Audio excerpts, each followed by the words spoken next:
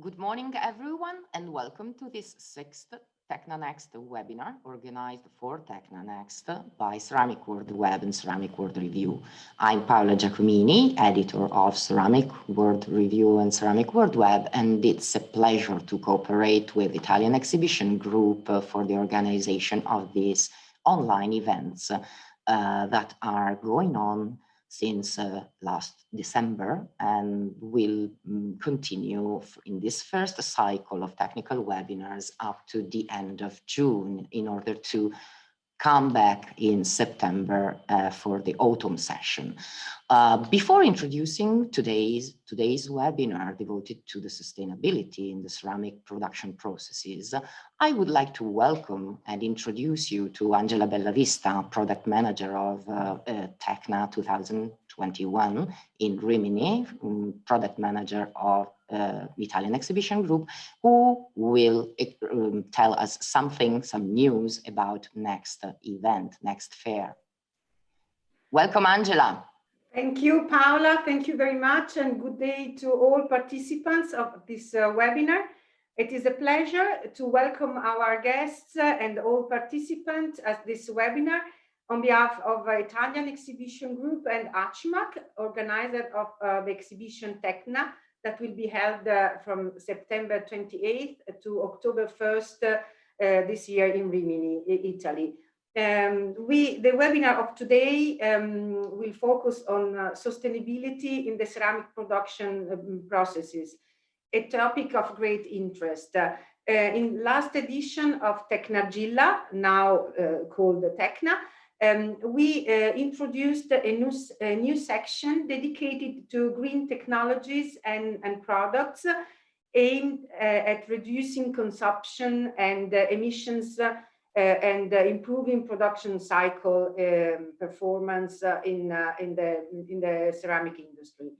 Tecna 2021 will present significant innovations and technical solutions, and will host also in-depth discussion on major issues concerning the circular economy in this sector. This reduced environmental impact and recovery of secondary raw material for the ceramic industry has always been very, very important issues for the ceramic industry that has always been at the forefront when it comes to circular economy. And today, major leader companies in this sector will present the technologies, the latest technologies, products and solutions. So a special thank you to Sacmi, LV, Unilin Technologies, Sicer, EFI, Solar Turbines for participating in this webinar today. Before I give the floor to all the panelists, I would like to give you a few information about the forthcoming exhibition Tecna in September. Because you know Tecna Next has been a sort of a roadmap to the exhibition. In the last weeks, the Italian government has announced in the person of Prime Minister Mario Draghi the reopening of international exhibitions from June 15th. In accordance with the health protocols approved by the Technical Scientific Committee. Of course, we are very happy about that, but we know that's a great job for all of us. The safety of exhibitors and visitors will be the top priority for all Italian exhibition organizers that are now supported by the intense national vaccination program carried out in these months, which is an enormous collective effort that have been made in Italy, but also worldwide. This will allow soon the issue of a vaccine passport that is currently at EU level, but might include soon also other countries outside Europe, with the creation of travel corridors on key international transport routes that will allow business people to travel safely. So the organizer of Tecna will provide our visitors with all information about traveling and requisites and requested health protocols according to the different countries of origin. In occasion of Tecna 2021 at the Rimini Exhibition Center, all the exhibition spaces have been redesigned to ensure that the event is held in complete safety for all industry professionals, who will be able to test the latest technologies and trends in a safe business environment where access is subject to all applicable health regulation. We have established a detailed prevention and safety protocol regarding the access to the exhibition center, logistics, catering, and our exhibitors and our visitors will only need to focus on business. Detailed information about our protocols and about the rules for accessing to the exhibition are available in our website, tecnaexpo.com. The edition 2021 of Tecna will have a new hybrid format combining the physical exhibition, so the traditional exhibition, with also a digital platform that will offer our visitors and our exhibitors also digital services. So it will be a physical event with 4 days integrated with the digital platform. We will also have a lot of events, workshop, conferences organized, but we will provide you with more information in the next weeks and in the next months. Now, I wish you all a pleasant session with us, and I give the floor to Paola Giacomini that will introduce all speakers of the webinar of today. Thank you and goodbye. Thank you, Angela. Thank you for your welcome and useful information for Tecna 2021. We, of course, look forward to be present physically in Rimini at the end of September, and I assume that everybody is feeling the same. So the importance of reconnecting each other physically present face to face is important. In the meantime, let's take advantage of the benefit offered by these online events, these webinars, which are proving very successful, as I said before, with, just to give you some figures, 3,200 people, professionists worldwide, from worldwide, have signed up in our digital webinar since December, half of which come from outside Italy, and we also have hundreds of views of the recorded webinar on YouTube or ceramicworldweb.it video section.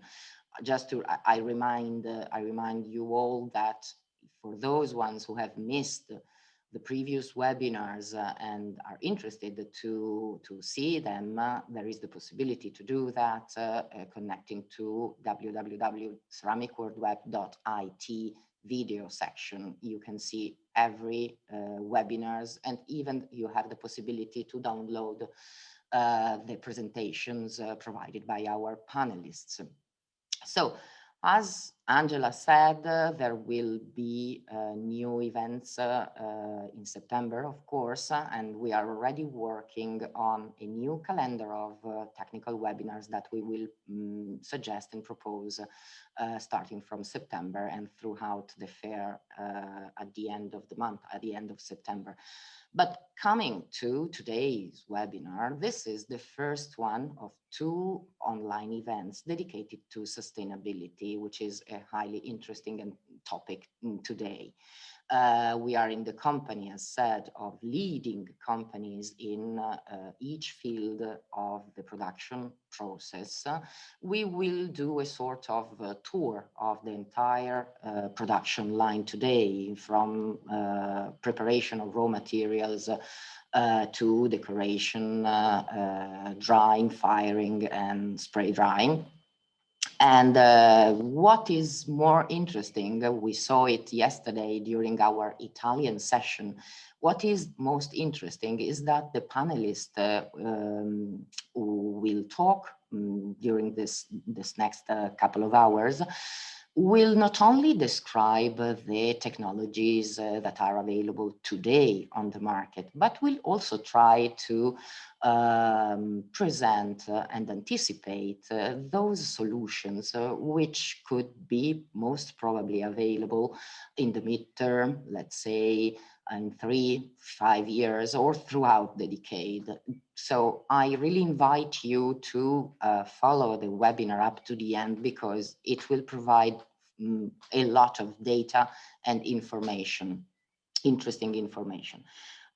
Before introducing our first speaker, I would like to remind you that you can send questions to our panelists using the Q&A function of the Zoom platform.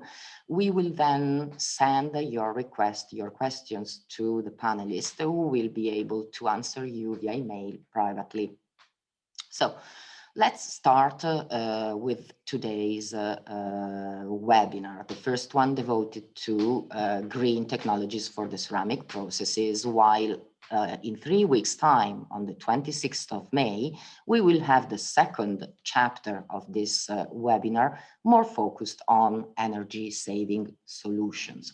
So I would like to introduce the first panelist today, who is Claudio Ricci from Sacmi, R&D Manager of the Tile Division of Sacmi. Good morning, Claudio. Welcome, and thank you for accepting our invitation today. Claudio. Good morning. Good morning, Paola. Thank you for the invitation. Hello, everyone. As we saw yesterday during our Italian session, Claudio Ricci will provide us a general overview of the issue sustainability in the ceramic industry, focusing on the problems of CO2 emissions, in view considering the new reduction targets set by the Green New Deal, the European Green New Deal, and the developments of the markets of the emission trading system. Of course, he will then describe the solutions which are available today to meet those targets, and those ones which will be available in the midterm. So the floor is yours, Claudio. You can start your presentation. Thank you. With this speech, I will try to give you an update on how at Sacmi we are dealing with the issue of sustainability in the ceramic process and plant. In recent times, the acknowledgement of the environment value led to the development of instruments to study the environmental impact. Claudio, I think you have to share your presentation. Sorry. You are right.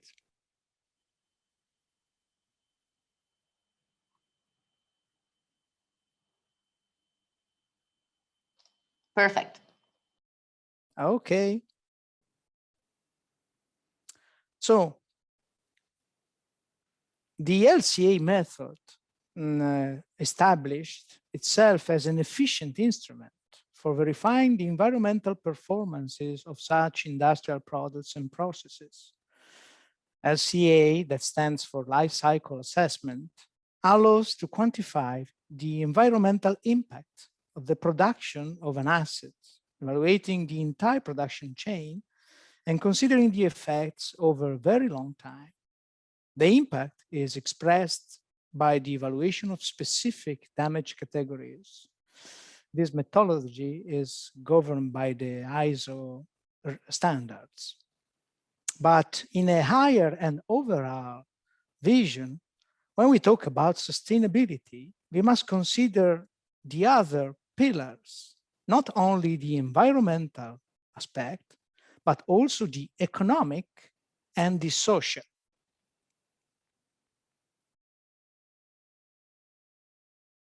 As to the ceramic industry, 4 damage categories are generally considered in the LCA studies. You see in this map, human health, that is the health of human being, of course. Ecosystem quality, that is the impact in the life in the planet. Climate change, that is, of course, related to the global warming, therefore the CO2 emissions, and the use of the resources, of the natural resources. If we conduct a real gate-to-gate LCA analysis, we get this distribution for a ceramic product. What we will focus today with my presentation is a focus on CO2 emission that affect the climate change problem, and a focus on the resource use. Let's start with the focus on CO2 emissions.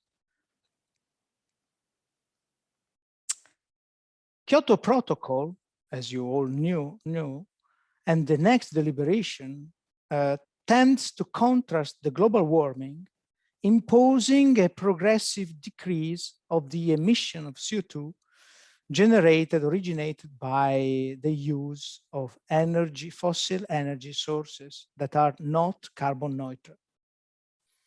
The international organization and the single national government are dealing with this problem, even if with different strength and speed. In Europe, EU has established the ETS emission trading system for controlling and reducing industrial emissions. But in addition to this, we have to consider the increased sensitivity in the public opinion, especially among young people, to environmental subjects and global warming issues that must be considered. The closest official target for the EU was set by the Paris Agreement in 2015, and is to reduce the CO2 emission by 40% within 2030, in comparison with the 1990 values. But recently, as you all know, European Green Deal brought down the reduction to minus 55% by 2030, with the final goal of climate neutrality by 2050, that is net zero greenhouse gas emissions. In this map, you see the various regulatory systems all around the world for emission control. In green, countries with implemented or scheduled emission trading system like Europe. In blue, countries with implemented or scheduled carbon tax. In yellow, nations that are studying the systems to be adopted, but not yet adopted. As you can see, important areas of the world, USA, Russia, India, Middle East, Africa, are still standing. As a result, the share of emission regulated right now is only about 20% of the total emission of greenhouse gases. Returning to Europe, the ETS emission trading system sets a cap on emissions for the large emitting industries, industrial production, like the ceramics. Moreover, the cap is gradually reduced with a 2.2%, minus 2.2% per year ratio. This reduction determines a tendential price increase of the emission allowance, one emission allowance in Europe is equivalent to 1 ton of CO2 emitted. The last year, as you can see in the graph, the allowance increased of about 94%, excluding the drop due to the COVID effect, the first COVID effect. With this trend, it is clear that the emission cost in Europe will become unbearable for most of the emitting industries. There is therefore the necessity to act now to reduce emission in the ceramic plants with appropriate plant innovation. So let's see what, as Sacmi, we propose for the CO2 reduction, emission reduction. We analyzed a conventional standard plant picture in this picture, and that has a throughput of about 10,000 square meters per day. The solution have been studied to reduce CO2 are concentrated in the most energy intensive department that account for about 85% of total emission. The department examined are body preparation department, forming department, drying department, firing department. For every department, 3 scenarios will be presented. 2015 that represent the actual state of the existing plant that have some years of life. 2021 that represent the level, the best level of emission suitable with the maximum optimization of the plant right now. And 2025 that represent a reasonable future target, which Sacmi is already working on, with important innovation regarding green energies and renewable energies. In this study, we consider also the change at the power station concerning the mix of fuels for the production of electrical energy. All the variation in percentage are calculated with respect to the 2015 level take as a reference. Of course, this simulation was carried out with a certain plant and product configuration. Therefore, values must vary from case by case. Let's look for the first to the body preparation department. Please note the graph in the top right that shows the quantity of CO2 referable to this department with respect to the total emission of the plant. As you see, the body preparation has a huge impact because we have grinding and spray drying. Considering the grinding, the modular continuous grinding MMC allows right now a considerable reduction of electrical energy consumption. That is also a reduction in the CO2 emissions. In addition, thermal recovery is possible to warm up the grinding water, decreasing the total energy consumption. So right now we can achieve a minus 20% in CO2 emissions.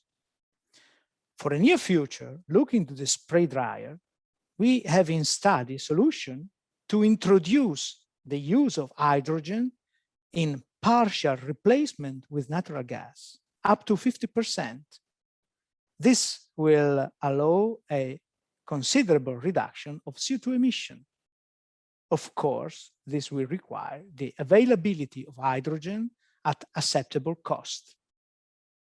Moving to the forming department, as you see in the graph, the energy is rather limited because we use huge high forces, but very small movement. So the energy is very low.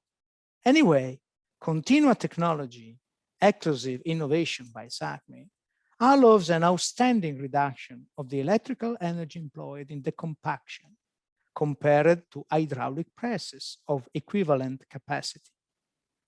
And this under condition of very high quality for the final product and maximum throughput. You can see in the table, minus 90% of CO2 emission. Moving to the drying department, the drying phase requires great amount of thermal energy to eliminate the residual water inside the green tile. Traditional dryers are equipped with natural gas burners that generates considerable amount of CO2 emissions. Innovative zero fuel dryer, which provides total recovery of thermal energy from the hot air from the kiln, does not employ fossil fuel and allows great energy and emission saving. Not 100% because of course there is still electric energy that impact also in CO2 emission. Finally, the firing department shows the greatest consumption of thermal energy and the biggest emission of CO2. Of course, but the new range of kilns Maestro equipped with innovative solution allows right now to reduce energy consumption and optimize combustion with digital controls of the combustion ratio. In the near future, the partial conversion from fossil fuels to electrical energy and or hydrogen will allow us to replace up to 50% of the natural gas with considerable benefit in terms of emission, as you can see in the table. Also in this case, the availability of hydrogen at acceptable cost will be mandatory. Now, let's try to summarize all the contribution that we have seen in the previous slides in order to have a general view. We are considering the production of porcelain stoneware 60 by 60, 10 millimeter thickness, that is 23 kilogram per square meter. And we are evaluating the emission of CO2 in kilogram per square meter. The first value we have to point out is the 1990 figure. This is the baseline for any calculation in respect to the Kyoto Accord. In 2015, due to the engineering, innovation, and optimization of the plants, this value dropped to 7.1 kilogram per square meter. That is a relevant reduction, about 35%, absolutely sufficient to fulfill the EU 2020 request of minus 20%, that the pale green horizontal line. Today, with the best technology available, we can reach 5.1 kilogram per square meter. That is less than 50% minus with respect to baseline. This is quite fulfilling the future EU 2030 request of minus 55% of CO2 emitted. In 2025, we expect a 3.8 kilogram of CO2 emitted per square meter. That is absolutely fulfilling the future 2030 request and represent a very encouraging result. With this trend, and always if green energy carriers, electricity and hydrogen will be available, one could imagine maybe to reach less than 2 kilograms of CO2 emitted per square meter in 2030. But this is very difficult to predict now, of course. However, this graph shows clearly how the synergy between plant innovation and availability of renewable energies can keep the ceramic process sustainable at the same finished product. Now, After this in-depth analysis on emission, let's move to the second point, the use of natural resources that are, in our case, minerals and water in principle. Looking to the standard plant we already examined, we have to say, as you know, that in multiple points of the process, waste of material is generated, and these wastes must be recovered. We have solid waste, which can in general be all recycled with proper processing them, bringing them back upstream with appropriate treatment.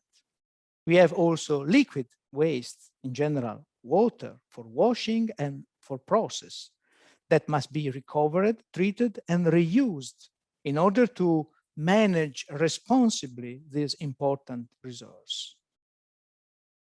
We have also powders, dusts in the air that must be filtered for the health of the workers and to preserve functionality of the machinery and the quality of the product. The recovery of the powder also allows to save raw materials. This waste can be estimated in about 3% of the total material involved in the process. That is, in the example of the plant we are studying, about 300 kilograms per hour of solid materials and 300 liters of liquid per hour.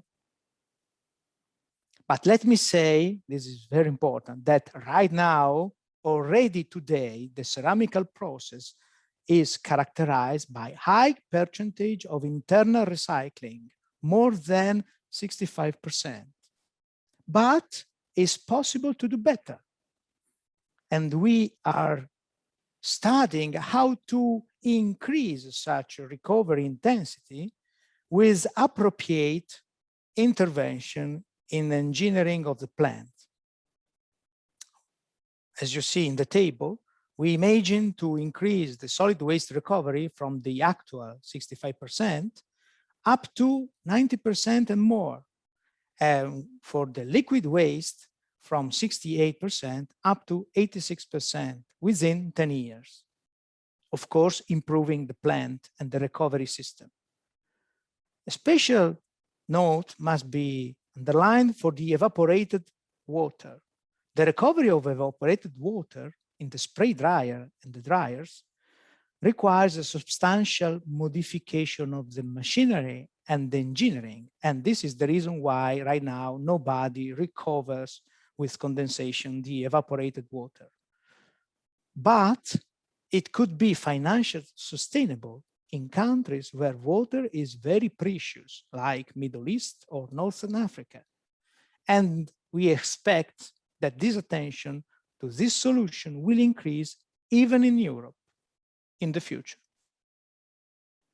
So, as a conclusion, let me summarize the complete picture of what I presented you today.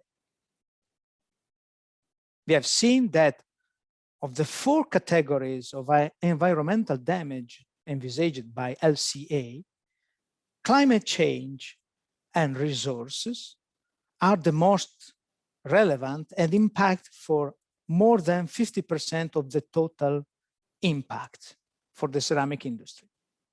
However, if we look at the entire life, because don't remember that this graph you see in the left is only for the production. But if we look to the whole life of the tile that involves a lot of different players, different from the producing industries, we see that the production is accounts only for more or less the 35–40% of the total impact.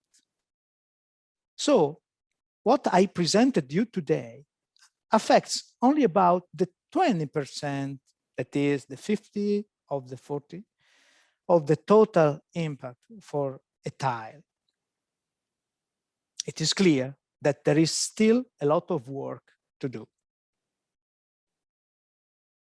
In conclusion,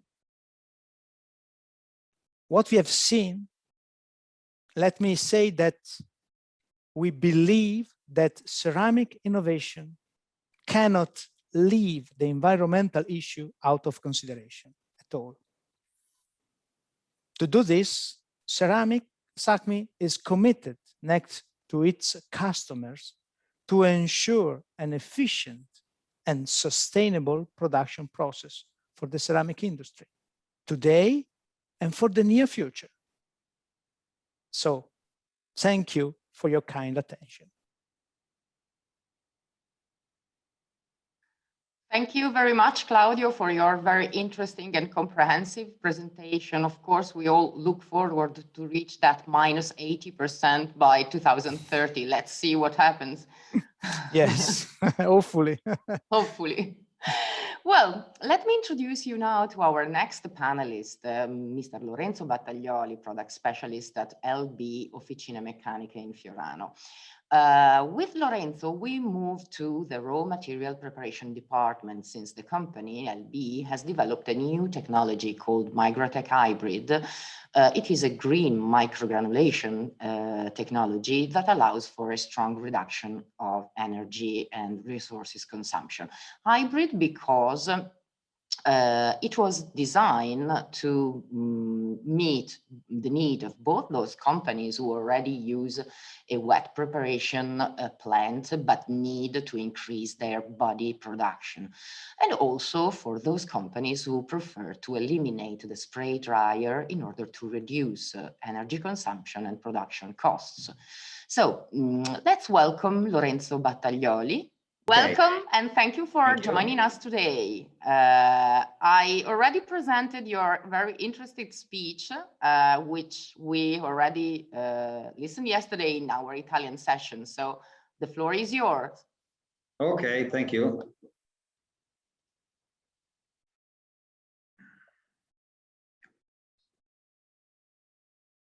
I share the presentation.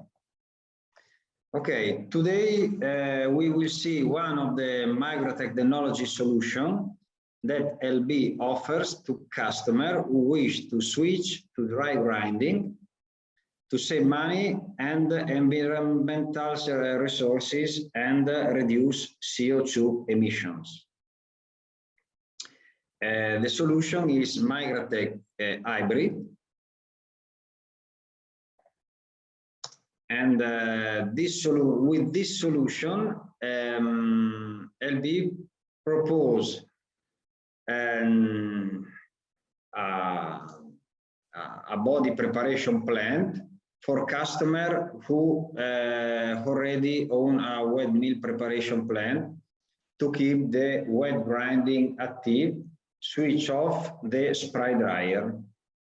This solution is designed both for customers who need to increase the production of the powder to be pressed, and for those customers who want to change the body preparation technology to save energy and money. The technology consists in mixing in dry ground powder with wet ground slip to obtain a granulate suitable for the pressing process. To do this, it's needed to install a dry grinding mill, a mixing line, and a new kind of granulator.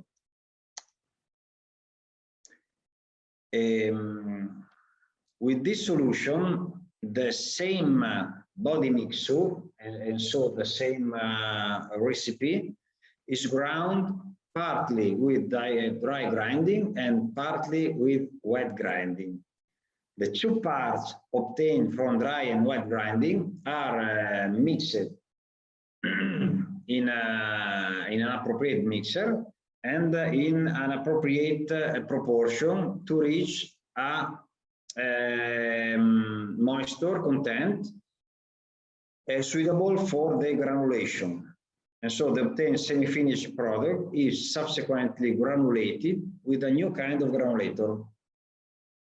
The granule has to be dried to reduce the moisture up to 6–7%, and so a moisture suitable for the pressing process. And to do this, LB suggests to use a fluid bed dryer. In the next slide, I will explain in more detail the plant structure and what results it turns from a technological point of view, and in the saving point of view, saving both for resources, and so natural gas, CO2 emissions, and also for money. This is a scheme, a synthetic scheme of a hybrid plant, hybrid solution. On the left, we see the dry grinding process. On the right, we can see the wet grinding process. Both the ground powder and the ground slip goes to the mixing phase. After the mixing phase, we have granulation, a process screening, drying phase, control screening, and then we go to the storage silos. In this process, we recycle more or less between 5 and 7% of material. Okay, Paola, please start the video. This is a 3D video where we can show the structure of this kind of plant.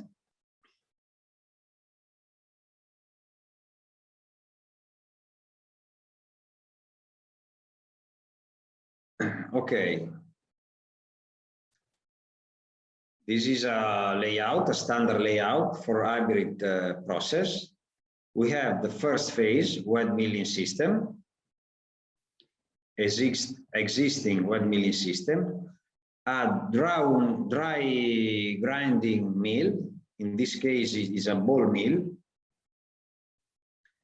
a continuous mixer, where we mix the ground powder and the wet ground slip. And then we go to the granulating tower, where we can find the new granulators. And then we go to a fluid bed dryer to reduce the moisture up to 6–7%. And then the control screen phase after the dryer.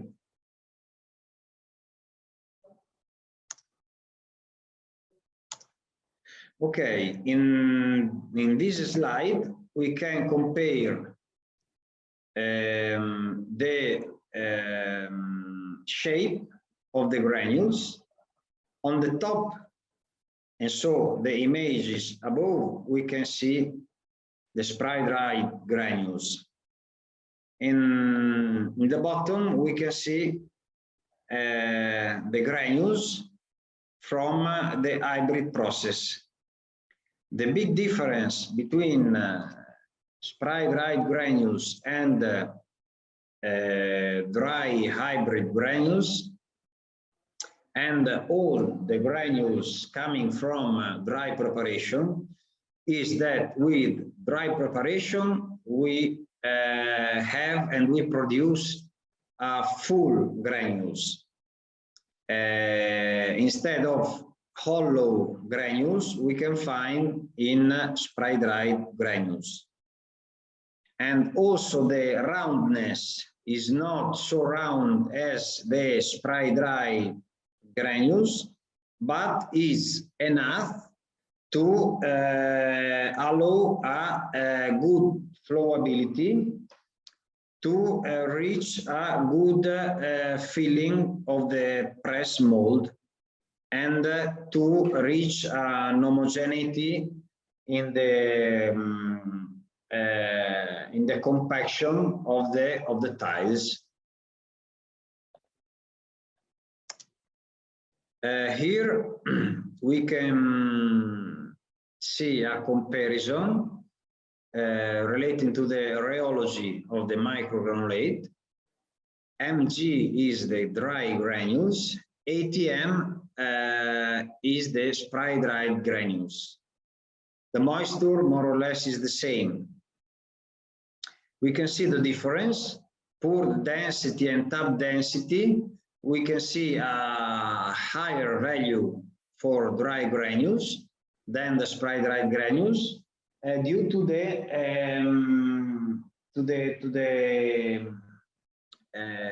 fact that the dry granules are full granules and not hollow granules.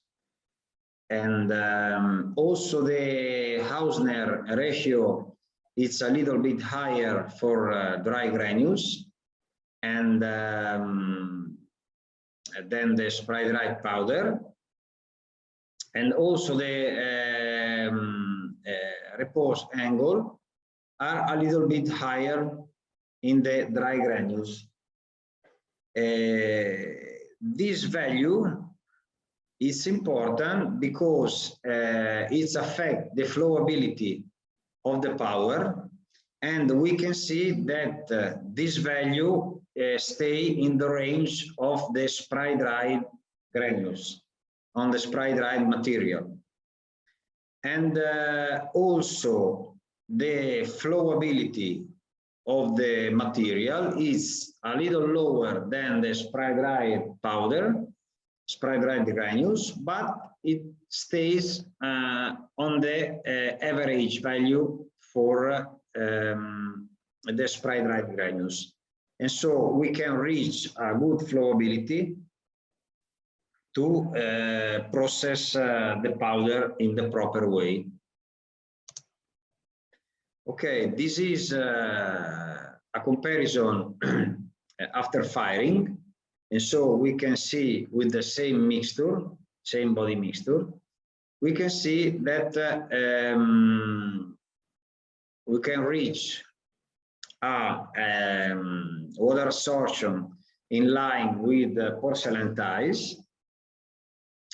The big difference, and this difference is due to the shape difference, and so is due to the full grain than the hollow grains, is that with the dry preparation we will have a lower shrinkage on the finished product, because after the pressing phase we have less air into the tile, inside the tiles, and so we have less space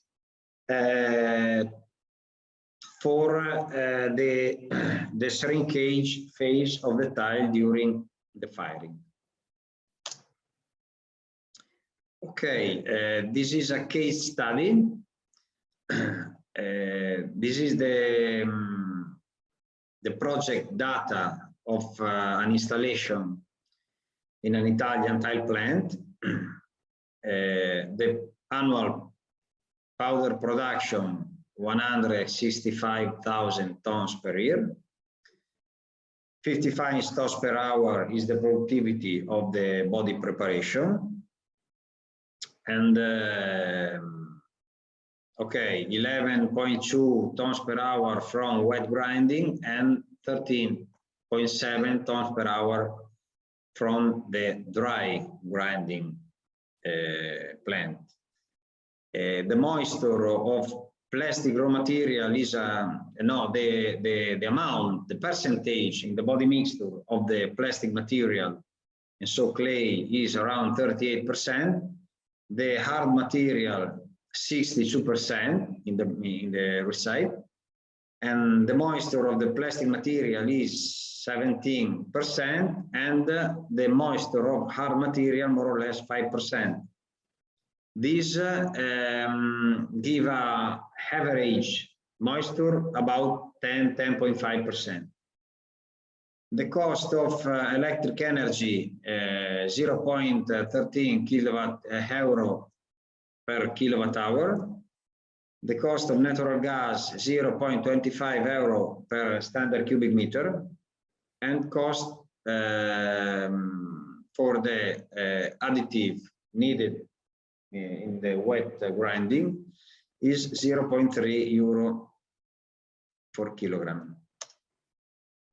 Okay, this is a schematic idea of saving and the cost of the body prepared with the hybrid solution. And so the important thing is that with the hybrid plant, we can reach a 65.8 saving in natural gas, and so in thermal energy. And this means that we reduce also of about 65–66% the emission on CO2.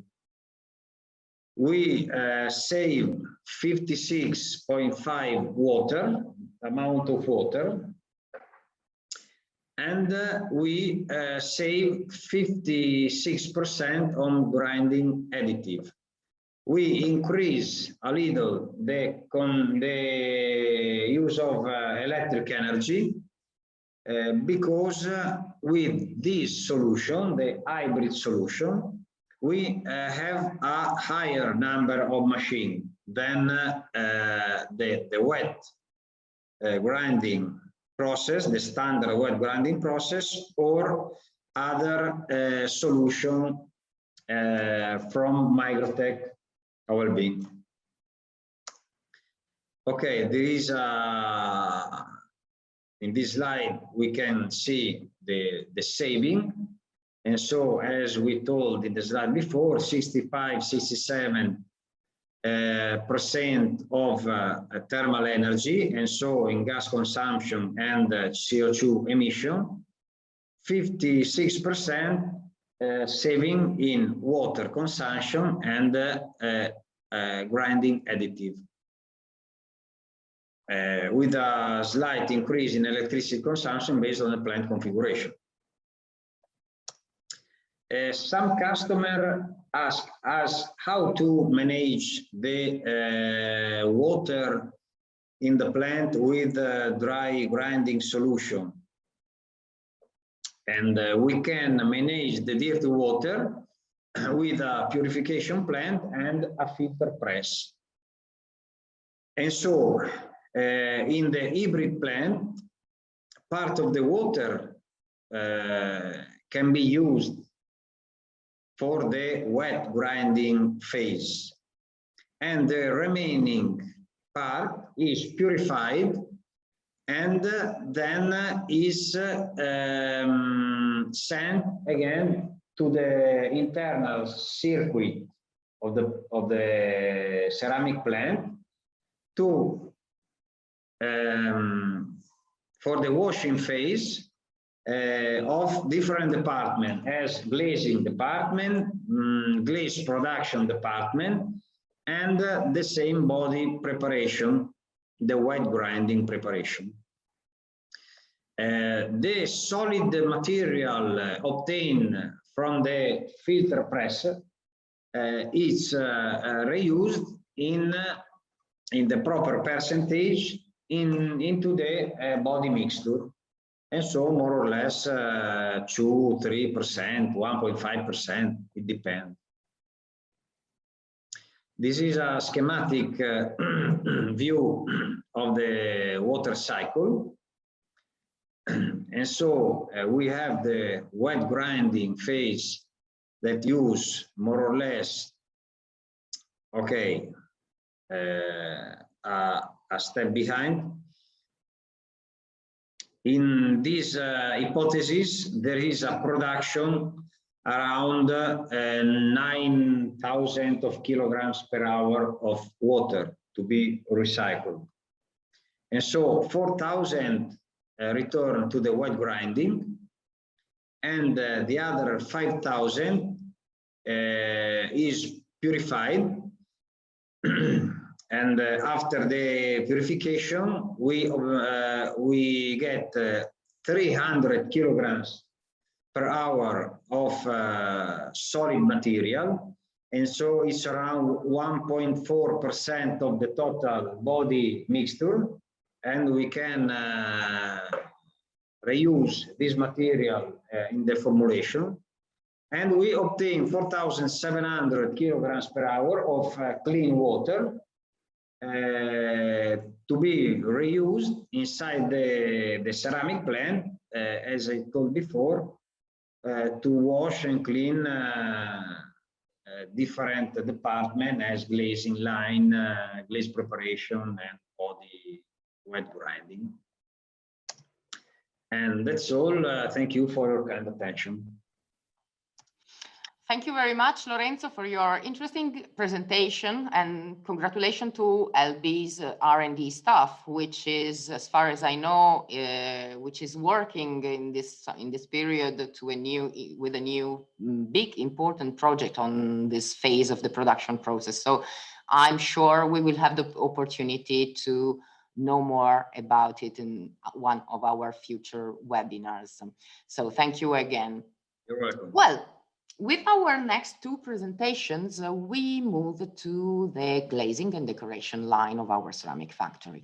The first one refers to eco-friendly solvent-based inks called Ecolor, which are capable of reducing harmful and odorous emissions during production. Our guest, our panelist, who will explain us some more about it, is Jasmine Geerinckx, Business Development Manager of IP at Unilin Technologies. As Jasmine will explain better in the video she recorded for us this morning, Unilin Technologies is the Mohawk Industries division devoted to intellectual property, offering the right to use patents of new technologies or processes to companies who want to start production of this kind of solutions. One of these is Ecolor, which is available for ink manufacturers who may be interested to start production and sale of this kind of innovative inks. And while Ecolor is a solution which was developed by Unilin partners Sicer, which is a well-known Italian glaze and color manufacturers, Sicer, which already markets these products to ceramic tile manufacturers under the brand LE, low emission. Both Jasmine and Lorenzo Corradini are connected with us this morning to answer questions if there are, and I would like to play the video now. My name is Jasmine Geerinckx, Business Development Manager, Intellectual Properties at Unilin Technologies. Today, I will host a pre-recorded video about our new licensable ceramics technology called Ecolor ink. After the presentation, we are available to answer all your questions in English and Italian, so please don't hesitate to ask. Unilin Technologies, the division that I'm working for, is part of Mohawk Industries. It is not only the largest flooring company in the world, but it is also the largest ceramics company in the world. Mohawk Industries is quoted on the New York Stock Exchange with an annual turnover of $10 billion and over 42,000 employees worldwide. Over the last 20 years, Mohawk acquired key ceramics companies worldwide. It started in 2002 with the acquisition of Daltile, which made us the leading ceramics provider in North America. In 2013, Mohawk acquired Marazzi, which added new operations in Italy, Spain, Russia, and the US. The K Group acquisition extended ceramics manufacturing into Eastern Europe. In 2017, Mohawk acquired the Emil Group, and a year later, Eliane, which positioned us as a leading ceramics tile manufacturer in Brazil. As you can see, we are clearly #1 in the ceramics world. But what is Unilin Technologies doing? We manage the intellectual property and trade secrets of different kinds of technologies within and outside the Mohawk Group. We commercialize these intellectual properties by granting licenses to different kinds of industries. Thanks to these licensing programs, our licensees gain access to new technologies and manufacturing processes. These technologies can substantially shorten your product development cycle while improving the quality of your products, allowing you to gain market share and jump ahead of competitors. In the ceramics industry, digital printing has been the standard process for many years. However, some inks are not very ecological and have relatively poor printing performance. In today's session, we'll explore Ecolor ink. Ecolor ink is our supply-symbol patented technology for the production of new eco-solvent inks developed by our partner Sicer. These inks reduce harmful emissions and odor while retaining the same printing performance as the best traditional inks and glue currently available. Water-based inks used for ceramic tile printing start to evaporate very quickly, even before the tiles reach the kiln. The ink and glue can even dry in the inkjet heads, creating a lower print quality. Another ink type that is frequently used is a glycol ether-based. The ink also starts to evaporate before the tile reaches the kiln, and in the same way as water-based inks can dry in the printing head, possibly damaging it. Fatty acid ester-based inks are only starting evaporating inside the kiln, which is better. However, the VOC and other emissions are very high, which is bad for the environment and the machine operators. To solve all the drawbacks of the previously mentioned inks, our partner and well-known ink manufacturer Sicer developed Ecolor ink. The ink only starts to evaporate at 200 degrees Celsius. It is the best-in-class ecological ink because it has low VOC, odor and aldehyde emissions, while also delivering high printing performance. We've conducted some industrial tests with the different inks at Marazzi, and it's clear that Ecolor ink stays well below the emission limits.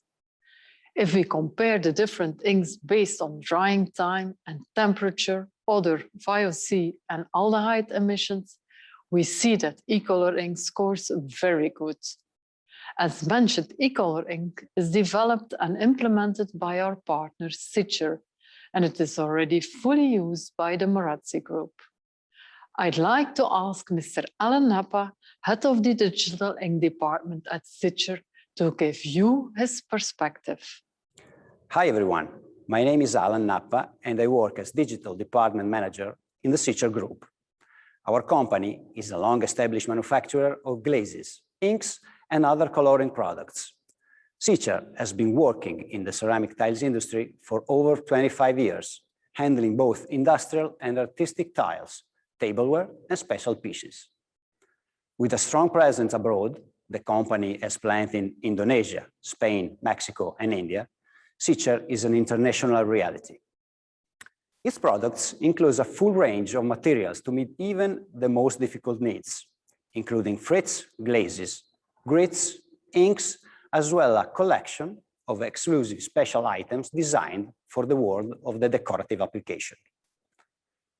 The real strength of our company lies in the extensive research, innovation, and service, all unique qualities that make Sicer a global partner for the world's tiles manufacturers. Sustainability and environmental protection have always been core principles for Sicer, whose research is aimed at the development of eco-sustainable products. Among these, Sicer presents the innovative patented series of low-emission LE digital inks. Nowadays, the problem of the emission of organic carbon, aldehydes, and odors has become critical, especially in those areas where the control of the gases emitted by the chimney is mandatory or where afterburners are not allowed. In the digital decoration, where a large part of the formulation is made up of organic materials, it is therefore necessary to minimize the incidence of those components at the chimney. There are two possibilities: either to return to the old formulation of inks based on glycol ethers with consequent problems of evaporation, machine management, and operator safety, or to design a new series of low-emission inks. The continued research in the field of organic inks led over the year to select solvent with high evaporation temperature, achieving excellent performance with formulation based on fatty acid esters. Sicer low-emission project is to reduce environmental impact of those solvents using last generation of ultra-refined vehicle, maintaining the qualitative standard unaltered. The development was aimed at finding series of solvent which, unlike the water-based and water-compatible ones, which evaporate very soon, and the ester-based one, which leave many unburned substances, allow to shift at higher temperature the decomposition of the organic materials in order to obtain a more complete oxidation in the preheating and an advantageous transformation into water and carbon dioxide. By studying and testing different types of organic vehicles and different blends, Sicer has achieved a very low impact base from which all the products of the LE low emission series are originated. The focus has been placed on both solvents and dispersing polymers to minimize odor, impact on TOC, and aldehydes. As you can see, the new solvent-based LE low-emission series, compared to the best ester-based inks on the market today, guarantee significant improvements. All the data were collected by certification authorities that analyzed the emission produced during the ceramics production cycle. In particular, the inks of the LE series make it possible to reduce chimney odors by more than 70%, total aldehydes by 50%, and organic carbon by up to 25%, depending on the operation conditions. And what about the colors? The range of LE low-emission inks consists of base colors from which it is possible to obtain all types of inks required by the customers. In fact, starting from the concentrated basis, it's possible to customize each color to create the tonality and shades of inks used by the customer in the production line.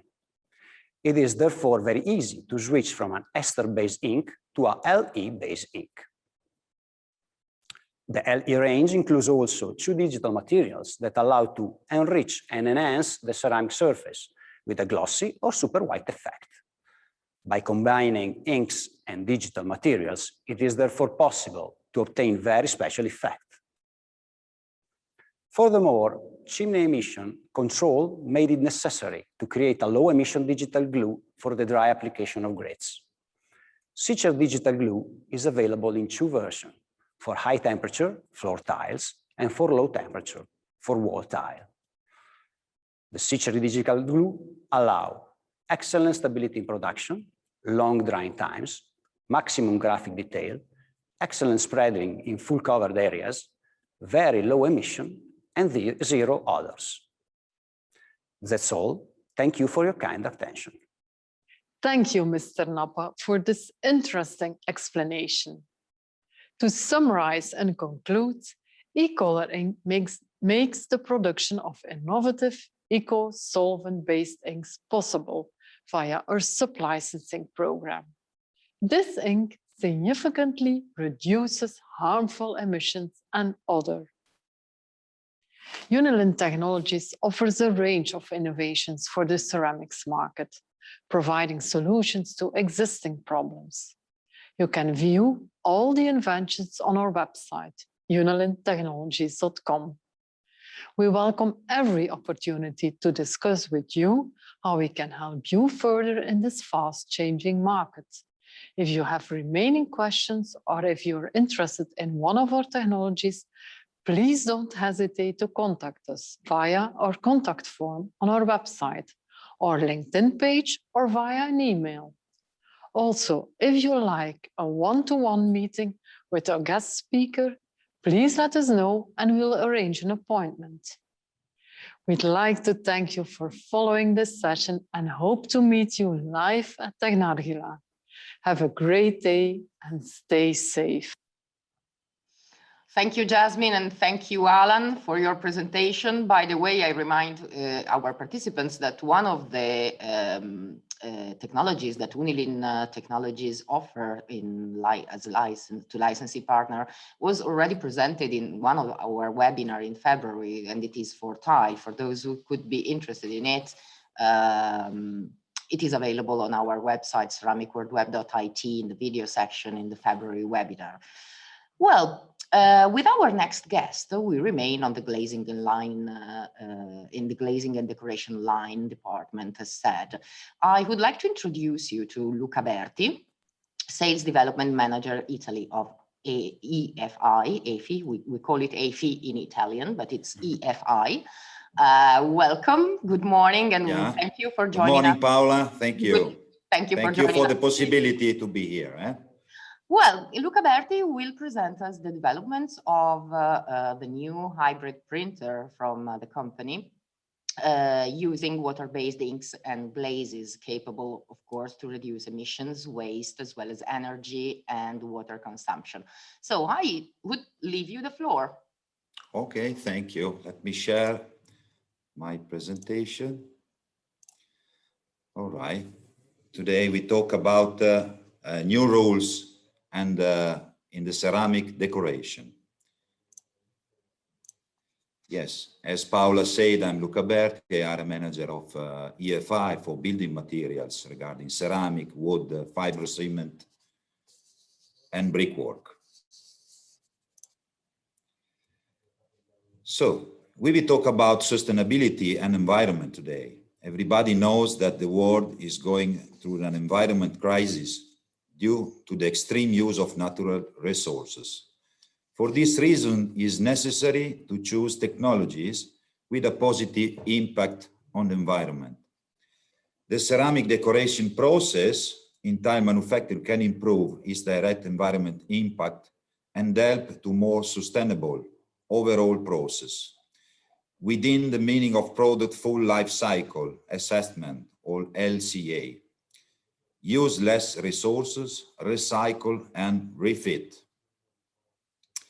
EFI Migratech Hybrid technology involved the ceramic production process as a whole and in a positive way affect the resources used, emission and waste generated. In the last years, EFI has invested many resources in searching for a new hybrid printers and printing heads that can work with water-based inks and materials. These efforts lead to the creation of a series of digital machines dedicated to this object. Considering the decoration and the digital glazing, we will be analyzed below. There are three different impacts in the ceramic production: environment, technology, and economy. Here in details, we are going to look at the environmental impact. The water-based decoration and glazing can be distincted in two phases, before and after the production process.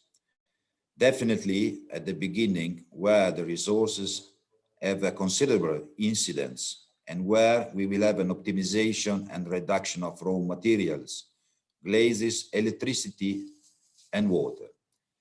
Going towards to the end of the ceramic process, where we will have a higher percentage of first quality choice, finished product, less declassment, drastic reduction of emission in the atmosphere of organic compounds and odoring agents. Moreover, a huge optimization in use of glaze that leads to the reduction of losses and waste due to the traditional process and washing.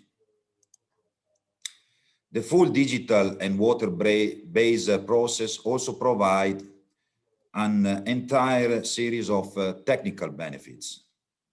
The digitalized application is more homogeneous and more under control, so essential for high quality production, especially in the large size tiles, or for example, in the production of large ceramic slabs that are so popular now worldwide. including such of new technology in the production process, you can take a full advantage offered by Industry 4.0, protocol, automation, and smart factory. Last but not less relevant, important, the nearly absence of water repellents thanks to the compatibility of water-based inks and glazes with the other application on the glazing line. Think, for example, of Lappato tiles that are so sensitive to defects of this kind, hydro-repellents, less defectology and more integration into the production process. Following, we have also some economic benefits. From the point of view of economic, then we will be some sources of efficiency and consequent savings. In particular, less declassment material, lower transport and logistic cost and efforts due to the quantity of material to be moved. The optimization of decoration and digital glazing reduce the costs of application as there is less wasted material applied and water used. Very simple, practically with the digital application, all the material used is applied on the tile surface. There is no waste.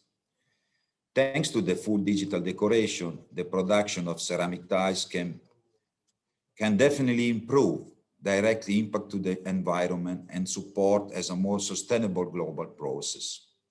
Here we can see in this slide an overview of our 5th generation machine, hybrid printers. They are a step towards in a future evolution, built to work with the water-based inks and glazes, and of course with the current eco-solvent materials. Since the spring of 2021, EFI has started with the total production of hybrid printers, giving the opportunity to choose water-based or eco-solvent. Our printers are available in different sizes, of course, and with the possibility to have up to 12 bars to meet all the customer requests. Here below, a small introduction of EFI Eco Hybrid system for ceramic, a complete, integrated, and easy-to-use solution composed of 5th generation hybrid printers, as we have seen before, and a complete wide range of water-based inks and glazes. Robust, flexible, and reliable are the key features of our hybrid printers. Today, with the possibility of being sustainable. New software with the user-friendly interface, including many applications that can help daily operation, for example. Automatic color adjustment, density fine-tuning, nozzle out compensation. Can work, of course, according with these inks, glaze, water-based, and the traditional inks that today are available in the market. Our printers are versatile when required, thanks to the customized software. They have an ink supply system designed specifically for work with the water-based and not water-based, together with an innovative and specific design cleaning protocol that maintains stable humidity and prevent eventually the sedimentation.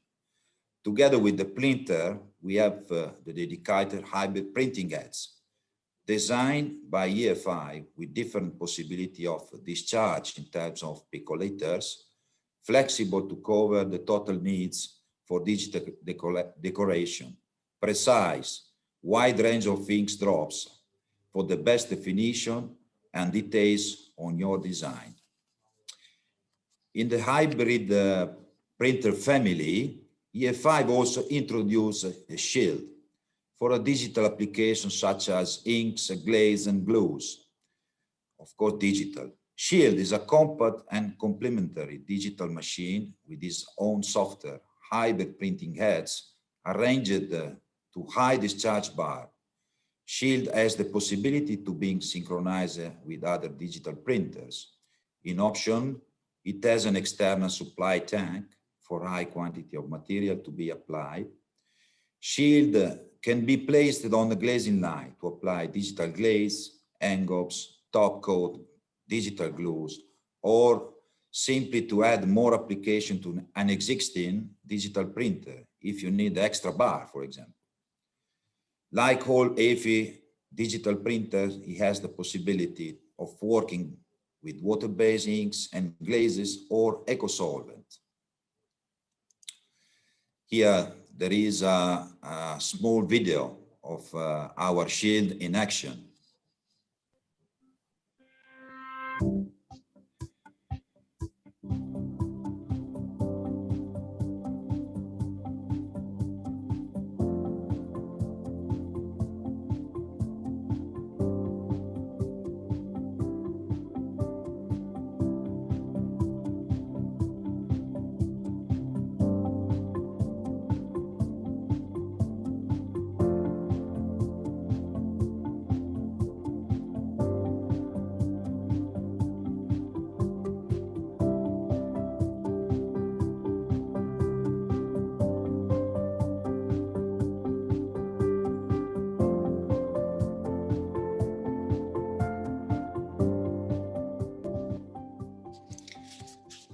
Coming back to our presentation.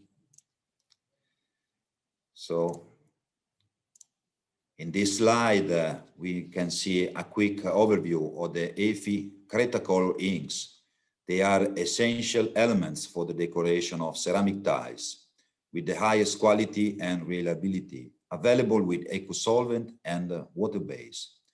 The water-based ink generates direct benefits. The lower amount of organic components result in a reduction of over 90% of VOC emission into the atmosphere, reduction of carbon emissions, but an average of 70%, reduction of chemical solvent used for cleaning with a more sustainable production process, and also has a shorter drying time. There is also no odor emission in the atmosphere. Eco inks are formulated with solvent from vegetable origin, without hydrocarbons and esters. They are a superior option because of their high performance and sustainability, so they don't dry out in the printing heads. Let's go now to the digital glazing required to the complete, fully digitalized process, and so that may lead to the reduction and optimization of the cost related to the application to higher quantity of the finished product, without forgetting the environment benefits with consistent reduction of odor and organic compounds emission in the atmosphere, and to less water used compared to the traditional application, if you think maybe compared with the iris application. So there is a more control and more versatility and added value for your tiles production. Digital glazing applies the right amount of material in a controlled digital way. Compared to traditional glazing method, there is a real saving. It is a tool for the tile manufacturer that can choose those processes and types of products for which is ideal, such as in the production of large sizes or large ceramic slab. Water-based digital decoration and glazing generate new areas of activity in the development of new ceramic products, definitely motivating the new possibility in the area of R&D development. Here, I would like to highlight this initiative. It's green and close to the environment. EFI Cretaprint has decided to support an environment and sustainable initiative. EFI launched this campaign a few months ago. For every printer sold, EFI will plant 17 trees in the National Reserve of Iruela Valley here in Spain. 17 trees, why? Not by case, but because are the equivalent of 3 tons of CO2 emission in the atmosphere. This is a reforesting project in line with the sustainable goals promoted also by United Nations. We Urei reserve was damaged by a fire in 2019. About 140 hectares of land were destroyed by the flames. So the new plants program will also generate about 4,200 working days during plantation and after maintenance process. The plantation program will be done with the indigenous species. This is a concrete help to an area with its own delicate ecosystem. This is everything for my intervention. Thank you for your attendance and for your precious attention. For anything, any explanation, any details, you can write me, you can contact me by mail. Any clarification here available. Okay. Thank you, Luca, for your interesting presentation. You're welcome. You're welcome. Thank you once again for the possibility to this webinar. Hope to see you soon, face by face, you know, in Rimini. In the next, in Rimini, of course. Thank you so much. Bye-bye to everyone. Luca will be able to answer questions that arrived on the Q&A function via email, of course. Well, last but not least, we have now come to our last talk today, presented by Benoit Fecamp, Market Development Manager of Solar Turbines for Europe, Middle East, and Africa. This is another very interesting and comprehensive presentation, rich of data and anticipations on the future developments of cogeneration, both with natural gas turbines and with the use of hydrogen. Of course, as also Claudio Ricci explained at the beginning of this webinar, depending on how and when hydrogen becomes available, this new solution may further reduce CO2 emissions, as we will see in the solar turbines roadmap to 2029.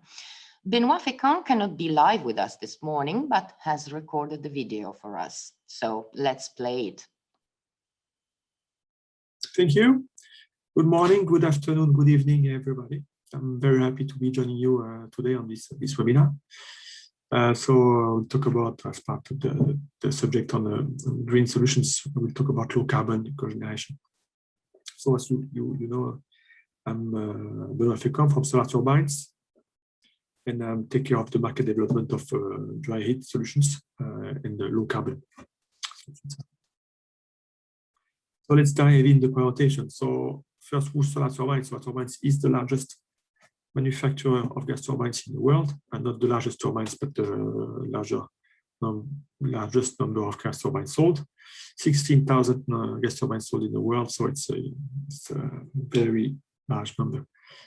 We are part of Caterpillar since 1981, installed equipment in more than 100 countries, which is so very probably, depends where you are located in the world, you are very probably one of our installations close by. Let me spend 2 words on customer services. It's of great value for us, a big part of our value proposition, big value for our customers. 3 service centers located strategically around the world, 1,000 employees, 1,000 field service representatives, which are our own employees. That's important to note. Super solutions on digital, pay-per-use, etc. Our portfolio in terms of turbine, don't go in detail, but 33 megawatts and power generation starting from 3.5 megawatt. Impact of cogeneration on CO2. So we'll talk about that now. On the spread area side, so the basics, let's say, we need power, thermal heat, of course. So when we start talking about cogeneration or combined heat and power plant, we produce then in this equipment power and heat in a form of exhaust gases that are 500 degrees C average, let's say like this. And this heat is used directly inside the spread area to evaporate the water. What can we say about this? This is a very efficient solution in the ceramics industry with cogeneration, up to 85% efficiency So the thermal heat that is used plus the electricity produced divided by the fuel input. So it's very, very, very efficient. A land with coal to gas transitions indeed depends where your plant is located and what kind of system you use. You might be using coal. Moving to gas, already you will decrease by almost 50% your carbon footprint. If you, on top of that, use CHP or combined power plant, it will be even more efficient.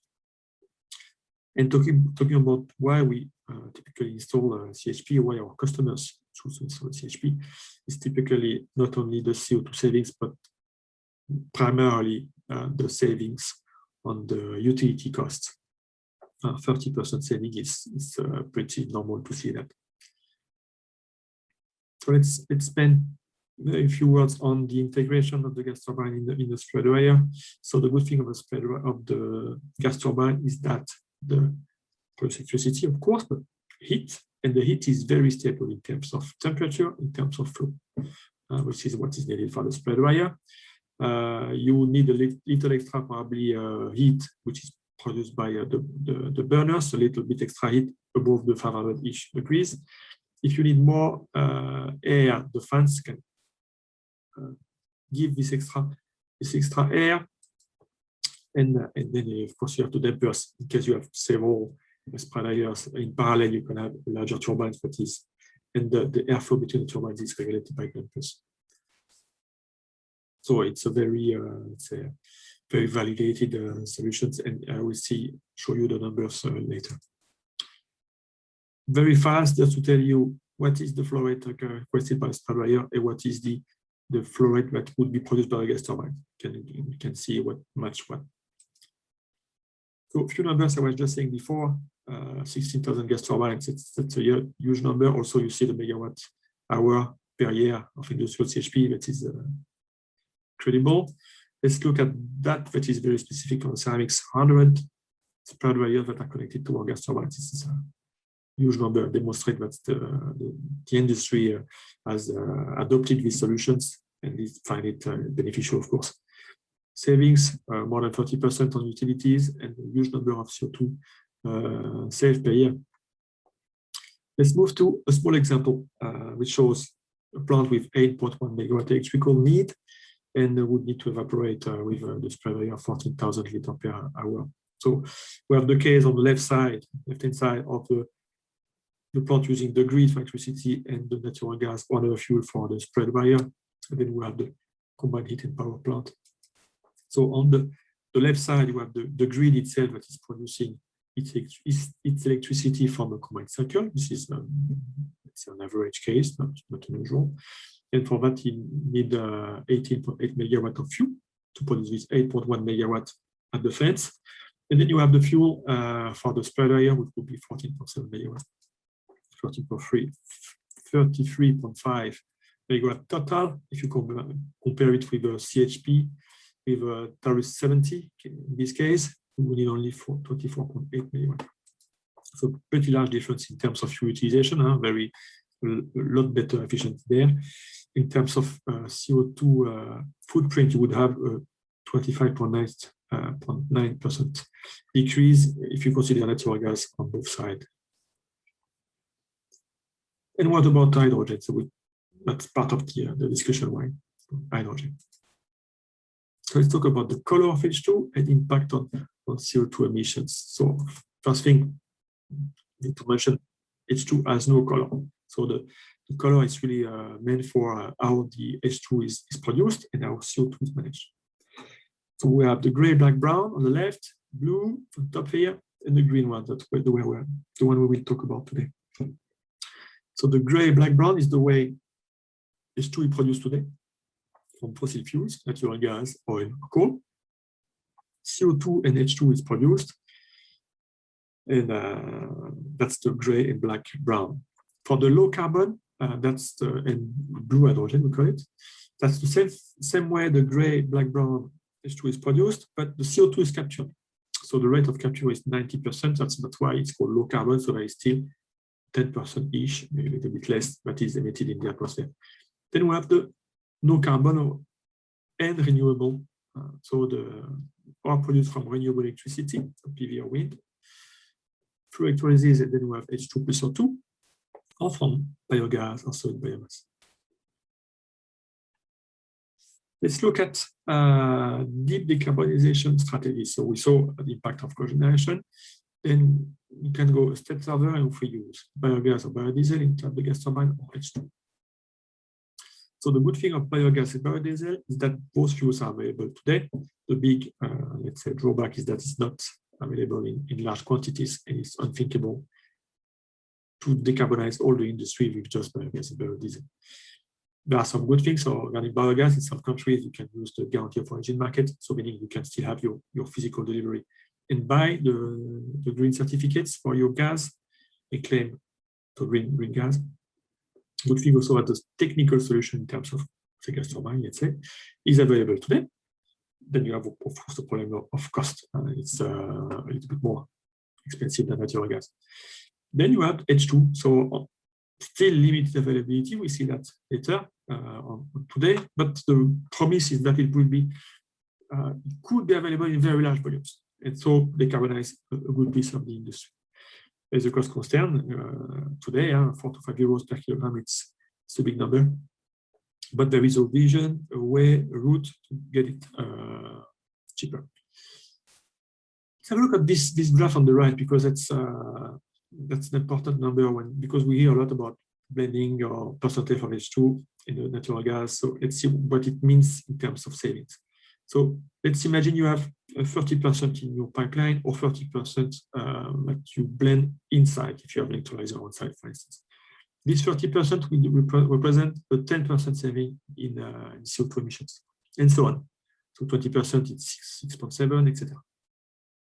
What we can say here is that H2, first advantage is to be CO2 free when it combusted. But the big advantage would be available in large volumes, available to lots of industries. Let's have a look at green and blue production pipeline. So this map here on the right shows the number of projects and the volume of the H2 that will be produced by the project that are announced in terms of green and blue hydrogen, including the one that are operating today. And we see quite a large activity in Europe and in Australia, the main center of development. Green is for green hydrogen, blue is blue. And one thing to be noted is as Australia and the Southern Hemisphere is the project are meant to, most of them are meant to export to the Northern Hemisphere. So we find this hydrogen, North America, Europe, Japan, most probably. Same number, same project, but with the dates where the project will be in line. So when the hydrogen will be actually available. And we see the green on the top, H2 production project, and the blue on the bottom. We talked about Europe and Australia. This is green, and gray. You see in Europe, it will start to pick up in 2025, let's say. And for the blue H2 in Europe, it will start to pick up in 2024. And you have still already, I would say more, some blue production in North America. So USA and Canada. What can we say there? So you see these numbers is million tons per year. It looks big, but when you look at what is actually produced today in terms of gray hydrogen, so we produce today 75 million tons per year, 75 million tons per year, compared to the one that we see here in green hydrogen of 2 million tons. Again, another number that is interesting. Today we produce 20,000 tons per year of green H2. 20,000. Probably when you compare to 2 million tons per year in 2030, it's already 100 times. So I can say at least that at the very least we're at the very beginning of this journey. So let's have a look at what we could expect in terms of gas network. There will be very probably 100% H2 grid that will, let's say, feed directly the industrial clusters in the industry that needs hydrogen to be decarbonized, like steel, like refineries, like fertilizers. And then you will have in parallel the normal, I would say, natural gas grid, but that will probably be fed also not only with natural gas, but with some hydrogen, and potentially I see some renewable natural gas and biogas. What is the limit that we can see? the consensus is something like 20% would be the maximum, because over than 20% H2 in volumes, the users of the H2 start to be the cost for them for conversion start to be too big. Let's look at solar experience and capabilities. So we talked about this 20% limit. So we divided the market into pieces: the pipeline applications 20% and other 20% industrial processes. In the pipeline gas applications, we see the use of SOLOX combustors. SOLOX is the brand name for the DLE combustors for solar. Over 20%, we see more the conventional combustion. With the use of steel of gases for the steel industry, or other of gases from refineries, or even gasification of biomass and waste. In this case, we will think about using conventional combustion. Said that before. Some information regarding our experiences. We have on the bottom the conventional combustion. On the top, we have the SOLOX combustion. I will just spend 2 words on the conventional combustion because it might be less applicable for ceramics. So a very large experiences built along the year, starting in 1985. And in 2018, we reached 46 units running on high hydrogen fuels, reaching 2 million operating hours. Imagine the number, the experiences we built, the data we have regarding the use of H2 in our gas turbines. Hydrogen is 50% more H2 in the gas turbine. For the SOLOX technology, we see the start of the technology introduced in 1992. With our SOLOX is the trademark for the DLE combustor in solar. First use of hydrogen in 2003 and still running today. 9% is the average, tested at higher level than that. 2013, we partnered with DOE for the IH2 retesting on the SOLOX, and today we have the SOLOX available for 20% H2. Two small demonstration projects was interesting for you to understand when those will happen. 10% plan to be tested on the turbine at the end of 2021, 20% 2022. So we'll keep you informed about those progresses. What are our capabilities today? So ready to sell. This was our number 2021 because those numbers evolve pretty quickly. Regarding combustion, so diffusion flames, most of our combustors are able to go to 100% our packages. For the SOLOX, most of them are able to go to 20%.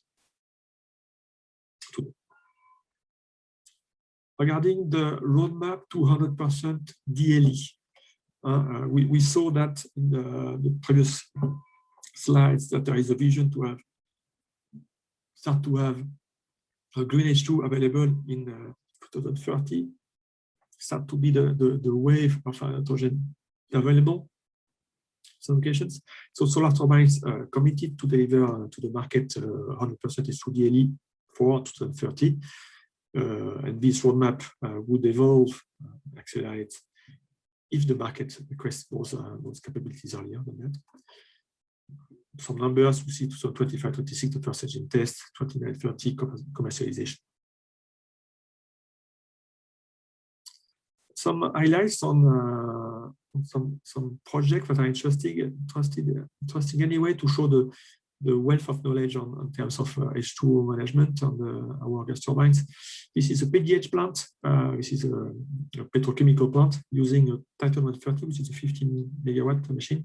Interesting thing there is that the off gas used will run up to 80% H2. Interesting thing also that this plant will be able to run 100% natural gas up to 100% of gas, which is this 80% H2 without changing the load, which is also important to think about the future when you have let's say some unconstant content of H2 in the pipeline and the impact on the gas turbine that will not be changed. Regarding another case, which is on the steel industry, this is a plant with 4 pair Titan 130 gas turbines, which are 15 megawatt machines. In the case, it's a CHP plant producing also steam. This 4 combination goes to 55 megawatt electrical, and both plants saved more than 300,000 metric tons per year of CO2. So it received a certificate of greenhouse gas emissions from the EPA. So we have numerous plants like that in the world, so a very large amount of experience gained in terms of H2. Let's look at the conclusion and let's say more a summary of what we just said. So the gas turbine exhaust gas, the use of the gas turbine exhaust gases in the spread area is widely validated in the ceramic industry. And those kind of application can also CHP, because the combined heat and power anyway, has the potential to significantly decrease the CO2 footprint in the ceramics industry, depending on where you stand in which country you are. We saw also that H2 and biogases can help to decarbonize deeper the industry. And H2 on this side can be also available in the future in very large quantities, so it's a bright future for this. We saw, looking at the green and blue project development, that there is a large project development in EU. And those projects, actually a little demo here, will become reality only when the right climate policy will be in place. Regarding the experience of solar. Solar has a very large experience and very large fleet in terms of units running on hydrogen fuels. And so we can rely on us for experience in that. Our gas turbine packages are today available as hydrogen ready, so to 20% hydrogen. And you saw when we looked at the roadmap that Solar invested and is still investing in hydrogen solutions. That's it for my presentation. I hope you enjoyed it. So thank you for listening. Thank you from Solar Turbines team. And you can join us, email us at InfoCorp, and follow us on social media. Thank you again. Enjoy the day. Bye-bye. Well, we thank Benoit Fecamp very much for his exhaustive presentation. Very, very interesting.